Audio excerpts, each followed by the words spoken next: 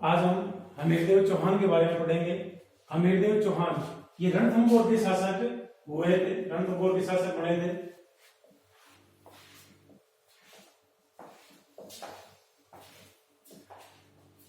(1282 से 1301 ईस्वी तक इन्होंने रणथंभौर पर शासन किया था।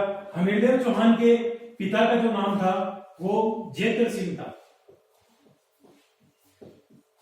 जेतर सिंह इन्होंने रणथंभौर पर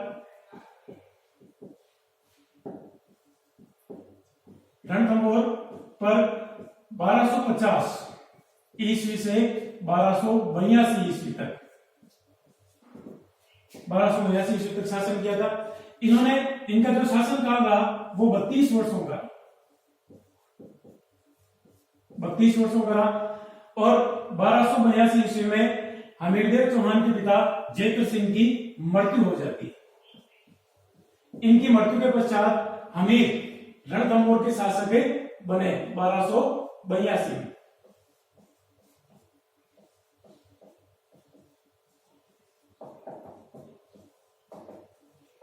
रणथंभौर के शासक बने 1282 में। इन्होंने हमीरदेव चौहान ने अपने पिता के 32 वर्षों के शासनकाल के आधार पर रणथंभौर दुर्ग में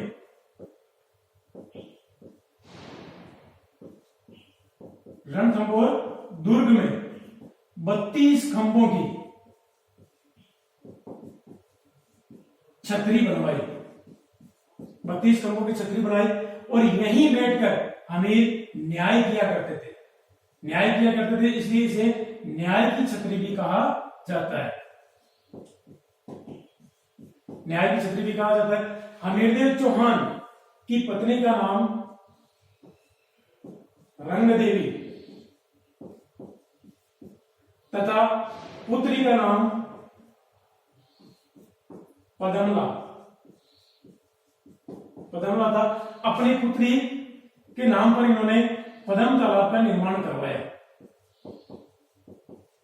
पदम तालाब का निर्माण करवाया और इसी तालाब में रंगदेवी और पुत्री पदमला सहित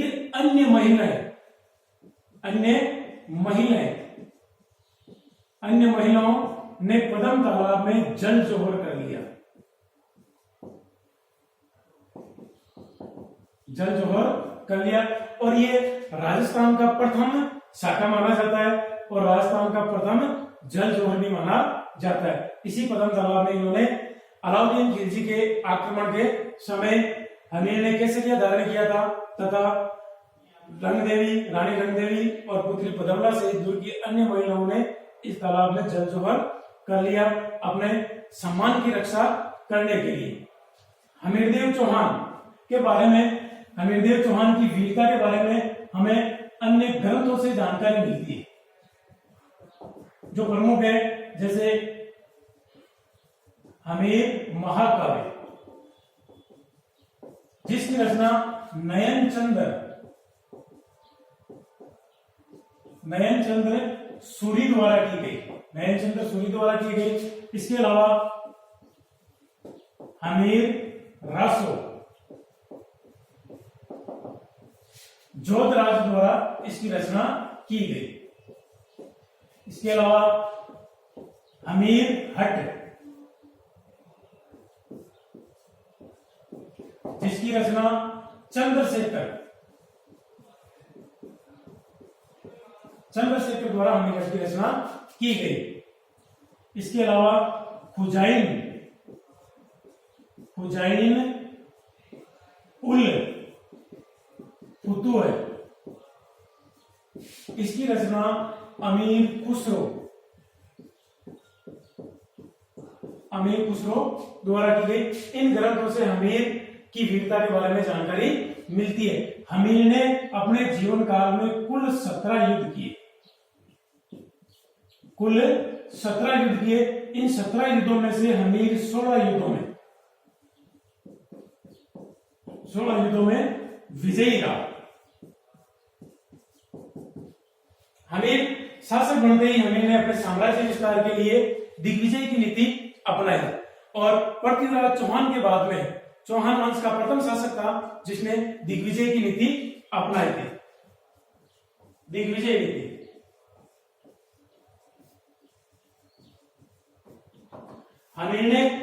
सर्वप्रथम रणथंभौर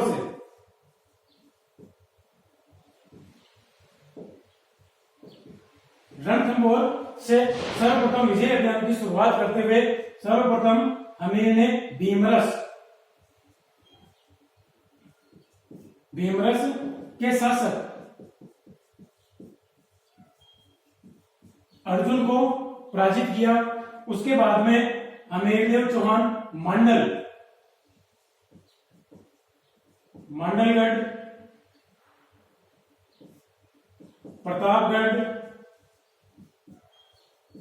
प्रतापगढ़ के शासक को पराजित कर देने के लिए बाध्य किया। हमीर यहां से दक्षिण की ओर अपना विजय अभियान आगे बढ़ाते हैं और यहां धार के परमार शासक भोज द्वितीय को भी पराजित करते हैं और उसके बाद में ये चित्तौड़ पहुंचते हैं।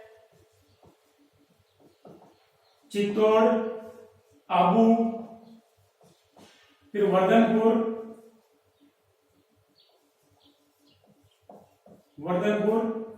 काठियावाड़ गुजरात में है। उसके बाद में पुष्कर और चंपा होते हुए रणथंभौर पहुंचते हैं और दिग्विजय अभियान की सफलता के उपलक्ष्य में इन्होंने एक कोटिजयन यज्ञ का आयोजन किया। कोटिजयन यज्ञ, ये यज्ञ अश्वमेध की तरह का ये यज्ञ कोटिजयन यज्ञ। इस कोटिजयन यज्ञ का जो पुरोहित का नाम विश्वस्वरूप था, जिन्होंने इस यज्ञ को संपन्न करवाया था। हमीरदेव चौहान और दिल्ली सल्तनत के बीच संघर्ष चला, क्योंकि हमीरदेव चौहान की लगातार शक्ति बढ़ती जा रही थी और इस बढ़ती हुई शक्ति से आशंकित थे दिल्ली सल्तनत के सुल्तान और हमीरदेव चौहान के जो समकालीन सुल्तान था। रणथंभौर में हमीरदेव चौहान ने एक शक्तिशाली साम्राज्य की स्थापना की थी। इधर दिल्ली सल्तनत में हमीरदेव चौहान की जो समकक्ष सुल्तान बना था जलालुद्दीन खिलजी, और इनका जो शासनकाल रहा वो 1290 से 1296 ईस्वी तक इन्होंने दिल्ली सुल्तान के रूप में दिल्ली पर शासन किया था। जलालुद्दीन खिलजी हमीर की बढ़ती हुई शक्ति को रोकना चाहते थे। जलालुद्दीन खिलजी ने हमीर पर 2 बार आक्रमण किया, 1291, 1292, 2 बार आक्रमण किए, लेकिन दोनों ही आक्रमणों को हमीर ने असफल कर दिया। दोनों ही बार जलालुद्दीन खिलजी को पराजय का सामना करना पड़ा और अंत में द्वितीय आक्रमण में असफल होने के बाद जलालुद्दीन खिलजी ने यह कहते हुए वापस उन्हें दिल्ली लौट गया कि रणथंभौर जैसे 10 दुर्गों को मैं मुसलमानों के एक बाल के बराबर महत्व नहीं देता। यह कथन कहकर कि 10 दुर्गों को रणथंभौर जैसे 10 दुर्गों को मैं एक मुसलमानों के एक बाल के बराबर नहीं समझता, यह कहकर ये वापस पुनः दिल्ली लौट जाते हैं और उसके बाद में पुनः 1296 में दिल्ली का सुल्तान जो बनता है वो बनता है अलाउद्दीन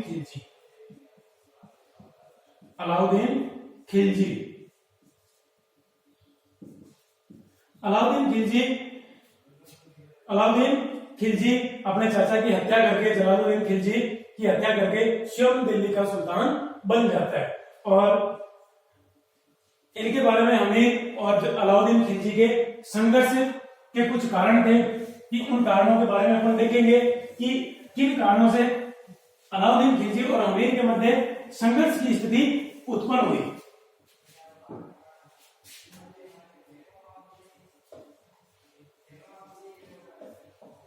अमीर देव अलाउद्दीन खिलजी। अलाउद्दीन खिलजी का जो शासन काल रहा वो 1296 ईस्वी से 1316 ईस्वी तक इन्होंने दिल्ली सल्तनत पर शासन किया था। अलाउद्दीन खिलजी कहा जाता है कि अमीर महाकाव्य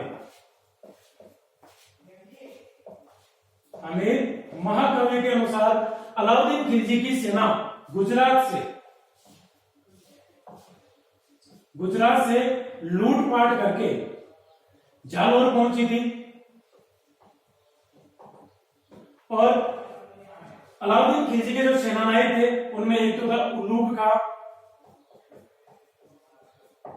एक था नुसरत खां, एक था मीर मुहम्मद शाह और एक था कहब्रू। इन सेना नायकों के मध्य लूट के धन के बंटवारे को लेकर विवाद उत्पन्न हो जाता है और मीर मोहम्मद शाह और कहब्रू दोनों लूट का माल लेकर अमीर की शरण में पहुंच जाते हैं। अलाउद्दीन खिलजी ने अमीर से कहा कि जो इसके विद्रोही है मोहम्मद शाह और कहब्रू इन्हें पुणे लौटा दें, लेकिन अमीर ने उन्हें लौटाने से मना कर दिया। तो एक तो कारण यह माना जाता है कि अमीर ने उनके विद्रोहियों को लौटाने से मना कर दिया था। दूसरा कारण अमीर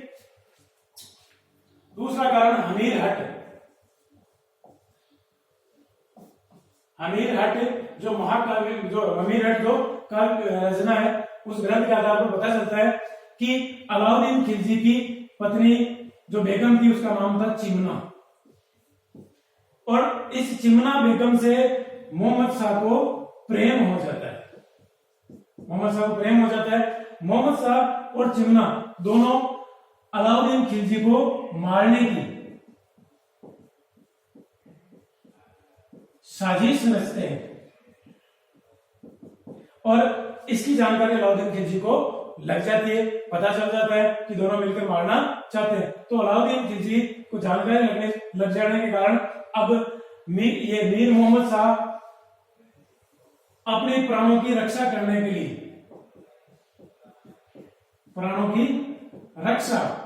अमीर की शरण में चला जाता है और अमीरदेव चौहान अपने इस विद्रोही को अमीरदेव चौहान को जब अलाउद्दीन खिलजी ने कहा कि मोहम्मद शाह जो विद्रोही है उसे पुणे सौंप दे, लेकिन अमीर ने उसे लौटाने से मना कर दिया। इसी कारण दोनों के मध्य संघर्ष की स्थिति उत्पन्न हुई। इसके अलावा ये भी महत्वपूर्ण था क्योंकि दक्षिणी भारत में प्रवेश करने के लिए रणथंबोर प्रवेश मार्ग माना जाता था, इसलिए इस पर शक्तिशाली अमीर का शासन था जो खिलजी सेना को वहां से गुजरने नहीं दे रहा था। तो इसलिए भी आक्रमण आवश्यक हो गया था और इन्हीं कारणों की वजह से दोनों के मध्य संघर्ष हुआ, युद्ध हुआ। दोनों साम्राज्यवादी थे, महत्वाकांक्षी थे, अपने अपने साम्राज्य का विस्तार कर और शक्तिशाली बनाना चाहते थे। इन कारणों से दोनों के मध्य संघर्ष की स्थिति उत्पन्न हुई। देखो अब अपन देखते हैं अमीरदेव चौहान और अलाउद्दीन के मध्य का संघर्ष। अमीरदेव चौहान वर्सेस अलाउद्दीन खिलजी। अमीरदेव चौहान और अलाउद्दीन खिलजी के मध्य संघर्ष हुआ। अलाउद्दीन खिलजी ने अपने दो सेना नायकों को 1299 में, एक का नाम था नुसरत खां और एक उल्लूग खां, दोनों को विशाल सेना लेकर अमीरदेव के खिलाफ रणथंबोर पर आक्रमण करने के लिए भेजा।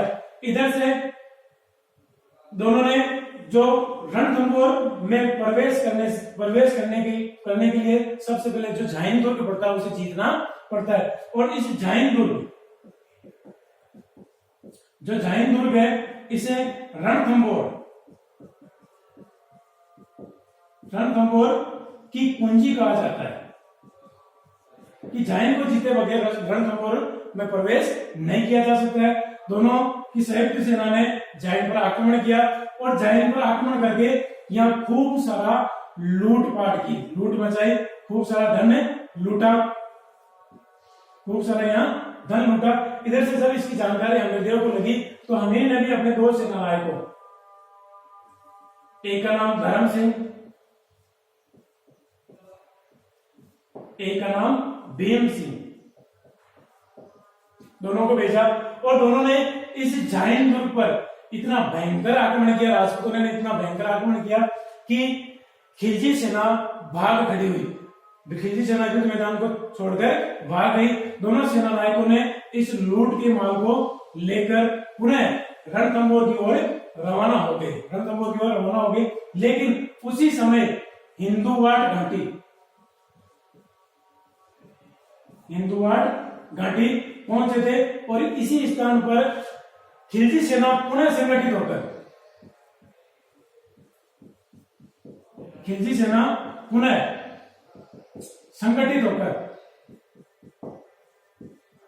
होकर हिंदुवाड़ घाटी पर भीम सिंह और धर्म सिंह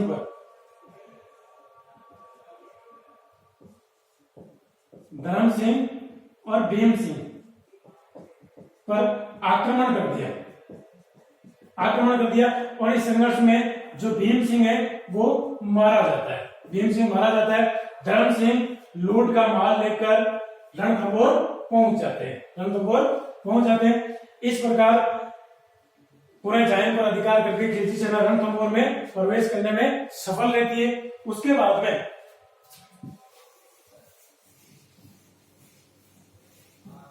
अपन देखते हैं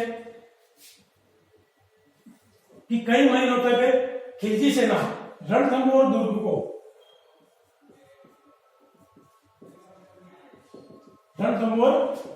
दुर्ग को चारों ओर से घेरे रखा, लेकिन उन्हें किसी प्रकार की सफलता नहीं मिली। तब उसी समय रणथंभौर दुर्ग के अंदर से पत्थरों की बौछार हुई और इन पत्थरों की बौछार से जो खिलजी सेना का सेनापति था, सेनानायक था नुसरत खा, ये घायल हो गया और घायल होकर मारा गया। नुसरत खा की मृत्यु से खिलजी सेना में हलचल मच गई, हड़कंप मच गई। खिलजी सेना भाग खड़ी हुई और इसकी जानकारी उल्लू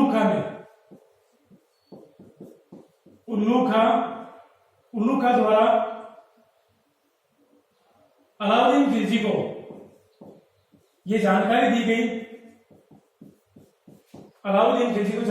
गई कि नुसरत का मारा गया और इसके मरने से खिलजी सेना में हताशा का माहौल है और अलाउद्दीन खिलजी से एक अतिरिक्त सेना भेजने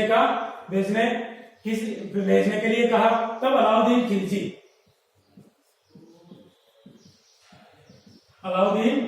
खिलजी स्वयं सेना लेकर रणथंभौर पहुंचा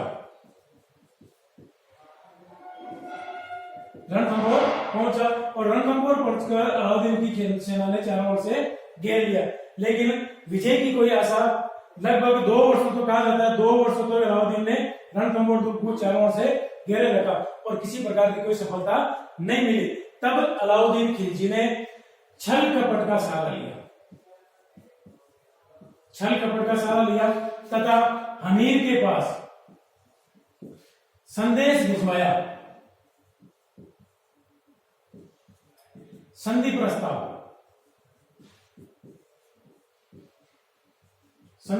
का संदेश भिजवाया, जिसने हमीर ने स्वीकार कर लिया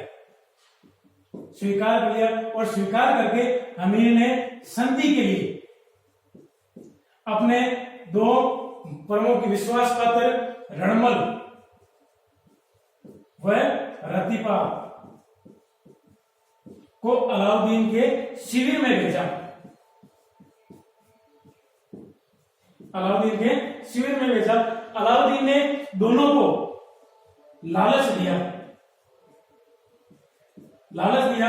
दुर्ग का लालच दिया कि हमीर के बाद अगर ये सहायता करे तो हमीर के बाद इन्हें रणथंभौर का शासक बना दिया जाएगा। और इसीलिए दोनों ने गुप्त मार्ग, दुर्ग में प्रवेश का जो गुप्त मार्ग है वो अलाउद्दीन खिलजी को बता दिया। गुप्त मार्ग से अलाउद्दीन खिलजी रणथंभौर दुर्ग में प्रवेश होने में सफल रहे इनके विश्वासघात के कारण। और अब विजय का समय देखकर, क्योंकि रणथंभौर दुर्ग की जो रसद सामग्री थी वो भी पूर्ण रूप से समाप्त हो चुकी थी, अब राजपूतों के पास केसरिया धारण करने के अलावा कोई और मार्ग नहीं था, विकल्प नहीं था। इसलिए हमीर ने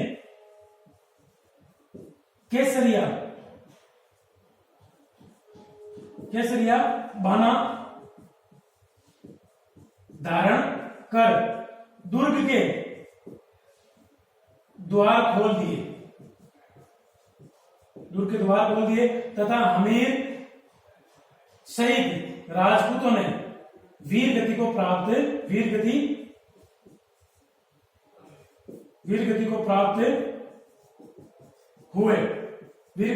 हुए और उधर रानी रंगदेवी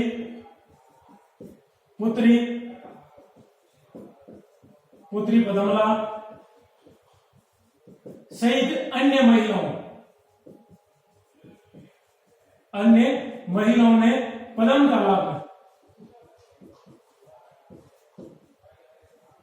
तालाब में जल जोहर कर लिया। पदम तालाब में जल जोहर कर अपने सम्मान की रक्षा की और इसे राजस्थान का प्रथम शाखा कहा जाता है। प्रथम शाखा कहा जाता है इसे राजस्थान का प्रथम शाखा कहा जाता है। अब देखो शाखा कहते किसे है? शाखा केसरी वस्त्र धारण कर वीर गति को प्राप्त होना तथा जल जोहर शाखा केसरिया बना और जोहर दोनों घटनाएं जब एक साथ हो तब उसे शाखा के नाम से जाना जाता है। अगर केसरिया और जोहर में से कोई एक घटना हो तो उसे अर्ध शाखा कहा जाता है। इसे के बाद में रणथंभौर दुर्ग पर 11 जुलाई